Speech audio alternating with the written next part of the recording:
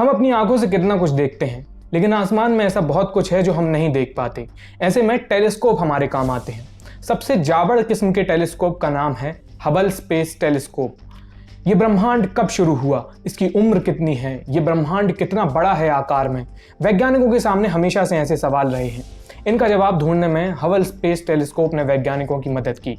अब तक की जो सबसे प्राचीन और सबसे दूर मौजूद गैलेक्सी यानी आकाशगंगा देखी गई है, उन्हें हबल ने ही देखा है। हबल ने ब्लैक होल्स डिटेक्ट किए, डार्क एनर्जी की खोज में मदद की और यूनिवर्स के एक्सपेंशन का कारण समझने में मदद की। हबल टेलीस्कोप से लिए गए ऑब्जर्वेशन 17,000 से ज्यादा साइंटिफिक पेपर्स का आधार हैं।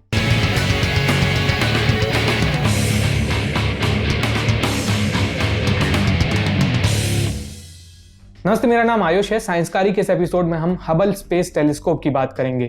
इस टेलीस्कोप ने ब्रह्मांड की कई ऐसी तस्वीरें दी हैं जो लोग अपने इंस्टाग्राम पर डालते फिरते हैं। जोक सपाट, हबल ने ब्रह्मांड के कई सारे बड़े बड़े राज खोले हैं। सबसे चर्चित थ्योरी के मुताबिक यूनिवर्स की शुरुआत यानी ब्रह्मांड की शुरुआत 13.7 अरब साल पहले हुई। 2016 में हबल ने एक 13.3 अरब साल पुरानी तस्वीर ली। यह तस्वीर एक गैलेक्सी की थी, एक आकाशगंगा की, सबसे प्राचीन गैलेक्सी जो अब तक देखी गई। यह गैलेक्सी हमसे इतनी दूर है कि वहां से लाइट आने में 13.3 अरब साल लग गए। यानी जो इमेज हमें 2016 में दिखी, उसकी रोशनी अरबों साल पहले वहां से निकली थी। तो हबल यूनिवर्स को देखने की एक तरीके की टाइम मशीन टाइप का कैमरा है, यानी हम पास्ट में जाकर यूनिवर्स को देख सकते हैं, क्योंकि ये बहुत दूर दूर की चीजें देख सकता है। और हबल इसके जरिए हमें यूनिवर्स के जन्म के बारे में भी बहुत कुछ बताता रहता है। ये हबल लेकिन क्या बवाल चीज है। देखिए, जैसा कि नाम से साफ है, ये एक स्पेस टेलीस्कोप है, यानी ये टेलीस्कोप पृथ्वी पर न होकर अंतरिक्ष में मौजूद है। ऐसा क्यों?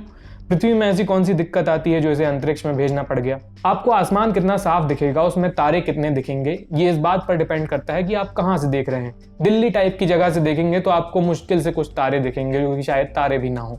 यहाँ की हवा बहुत बेकार है, बहुत ज्यादा प्रदूषण है। अगर आप लद्दाख जाकर देखेंगे तो आपको बहुत साफ आसमान दिखेगा, तारों से भरा दिखेगा।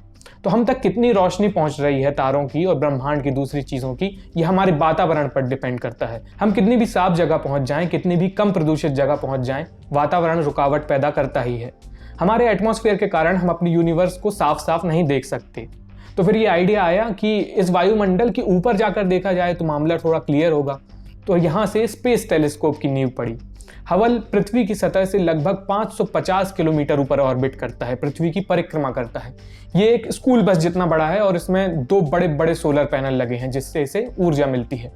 हबल दुनिया का पहला स्पेस टेलीस्कोप नहीं है, इसके पहले भी स्पेस टेलीस्कोप लॉन्च किए गए थे, लेकिन ये दुनिया का सबसे बड़ा और सबसे वर्सेटाइल, मतलब बहुत सारे गुणों वाला टेलीस्कोप है, स्पेस टेलीस्कोप है। पहली बार पृथ्वी की कक्षा में एक टेलीस्कोप भेजने की बात 1923 में हुई। ये जिक्र छेड़ने वाले वैज्ञानिक थे हरमन ओबर्थ। हरमन ओबर्थ उन वैज्ञानिकों में से हैं जिन्होंने रॉकेट साइंस की नींव रखी थी। हरमन एक जर्मन वैज्ञानिक थे। अमेरिका के स्पेस टेलीस्कोप की कहानी 1946 से शुरू हुई। अमेरिका में लार्ज स्पेस टेलीस्कोप का प्रपोजल देने वाले एस्ट्रोनॉमर थे लिमैन स्पिट्जर। उन्होंने अपना जीवन इसी उद्देश्य में खपा दिया कि अंतरिक्ष में एक बढ़िया सा और बड़ा सा टेलीस्कोप चला जाए तो हम ब्रह्मांड को देख लेंगे। लेकिन ये अप्रूवल होने में बहुत टाइम लग गया। 1978 में जाकर यूएस कांग्रेस ने इसके लिए बजट पास किया। ये कहा गया कि 1983 में हम लोग ये टेलीस्कोप लॉन्च कर देंगे। लॉन्च डेट 1983 की रखी गई, लेकिन 1983 में तकनीकी दिक्कतों के कारण इसका लॉन्च आगे बढ़ा दिया गया। इसी बीच इस टेलीस्कोप का नाम बदलकर हबल रख दिया। पहले इसे लार्ज स्पेस टेलीस्कोप कह रहे थे सब लोग, फिर इसका नाम पड़ गया हबल टेलीस्कोप। तो ये नाम एडविन हबल से आया है, अमेरिकी एस्ट्रोनॉमर थे। एडविन हबल ने बताया था कि जैसे हमारा सौरमंडल मिल्की वे गैलेक्सी में है, ऐसी ही बहुत सारी गैलेक्सी दुनिया में है, बहुत सारी आकाशगंगा हैं। ये एडविन हबल ने बताया था। हबल ने यह भी साबित किया था कि यूनिवर्स एक्सपैंड कर रहा है, ये ब्रह्मांड फैल रहा है।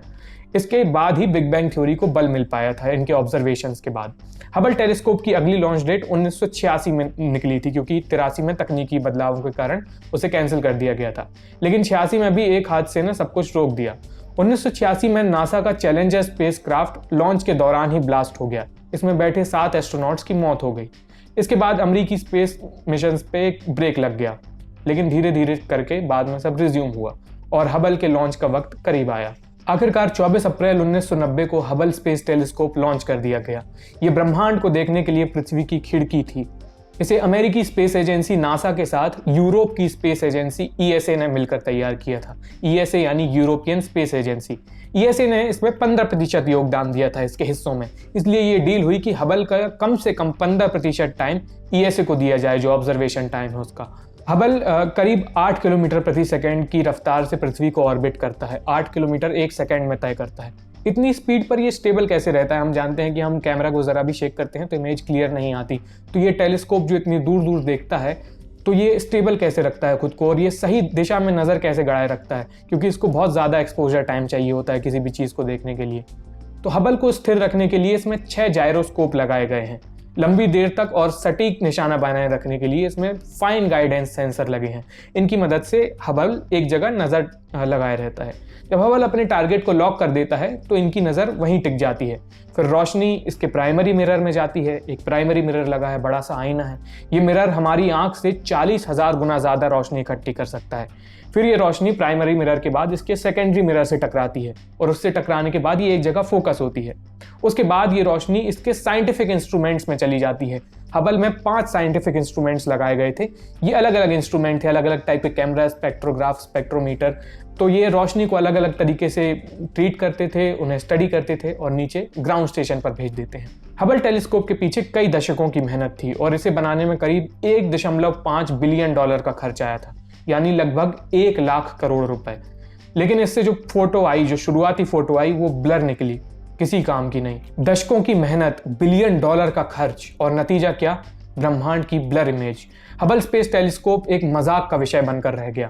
हबल टेलीस्कोप की लाइट फोकस नहीं हो पा रही थी। जब पता चला तो वजह ढूंढने पर पता चला कि प्राइमरी मिरर का जो किनारा है वो कुछ ज़्यादा ही फ्लैट हो गया है। उसे घिस घिस कर तैयार किया गया था लैब में, तो पता चला कि जो उसके किनारे हैं वो ज़्यादा फ्लैट हो गई हैं। कितनी फ्लैट हो गई हैं? इसको मेजर करें तो हम इंसानी जो बाल होता है, हमारा एक बाल लें और उसका 50वां हिस्सा, उसकी चौड़ाई का 50वां हिस्सा, इतना सा ज़्यादा फ्लैट हो गया था वो। इतनी सी गलती और हज़ारों करोड़ रुपए पानी में चले गए। हबल में ज़रा सी दिक्कत बहुत भारी साबित हुई। इस शर्म से पीछा छुड़ाने के लिए विकल्प खोजे जाने लगे। किस्मत अच्छी थी कि हबल को इस तरह से डिज़ाइन किया गया था कि इसमें सर्विसिंग मिशंस की गुंजाइश थी, यानी धरती से कोई अंतरिक्ष में जाए और हबल में सुधार करके आ जाए। तो दिक्कत हबल के प्राइमरी मिरर में थी, लेकिन प्राइमरी मिरर तो नहीं बदला जा सकता था, उसे कैसे निकालते, क्या लगाते वहाँ पे। तो फिर इसमें फिट करने के लिए एक और चीज़ बनाई गई, एक और इंस्ट्रूमेंट बनाया गया। जैसे हमारी आंख खराब हो जाती है तो हम लोग चश्मा लगा लेते हैं, वैसे ही एक चश्मा हबल के लिए तैयार किया गया। वो चश्मे जितना सिंपल नहीं था, लेकिन उसी प्रिंसिपल पे था। नाम था को-स्टार। इस पैकेज में 5 छोटे मिरर ग्लास थे जिनकी मदद से हबल सही से फोकस कर सकता था। 1993 में नासा का पहला सर्विसिंग मिशन भेजा गया और इस मिशन में एस्ट्रोनॉट्स गए और हबल को चश्मा पहना कर आए, को-स्टार लगा कर आए। तब जाकर हमें ब्रह्मांड की साफ तस्वीरें मिलनी शुरू हुई। अब तक कुल 5 सर्विसिंग मिशन हबल तक गए हैं और इनमें से कई हिस्से हटाए जा चुके हैं, कई हिस्से जोड़े जा चुके हैं। हबल से अब तक लाखों ऑब्जर्वेशंस लिए जा चुके हैं। इससे 15 साल तक काम करने के लिए बनाया गया था, लेकिन 2020 में हबल ने अपने 30 साल पूरे किए, शानदार 30 साल, यानी अपनी उम्र से दुगना काम किया। हर हफ्ते हबल पृथ्वी पर करीब 140 GB डेटा भेजता है। हबल पर आखिरी सर्विसिंग मिशन 2009 में गया था। अब हबल पर कोई सर्विसिंग मिशन नहीं जाएगा। नासा हबल से भी शानदार टेलीस्कोप तैयार कर रहा है जिसका नाम है जेम्स वेब टेलीस्कोप। आप खबरों में सुनते रहते हैं, आगे भी सुनेंगे। नासा का प्लान है कि ये टेलीस्कोप 2021 में लॉन्च करेंगी। ये हबल से भी बहुत ज़्यादा आधुनिक है, बहुत मॉडर्न है, बहुत एडवांस्ड है और नासा को उम्मीद है कि हबल टेलीस्कोप अगले कुछ सालों तक काम करता रहेगा, बिना सर्विसिंग के यूनिवर्स में टिका रहेगा और ब्रह्मांड की जावड़ तस्वीरें हमें भेजता रहेगा। हबल के बारे में ये वीडियो कैसा लगा हमें कमेंट करके बताइए और अंतरिक्ष के बारे में आप क्या क्या जानना चाहते हैं ये भी हमें बताइए। ये वीडियो देखने के लिए बहुत बहुत शुक्रिया।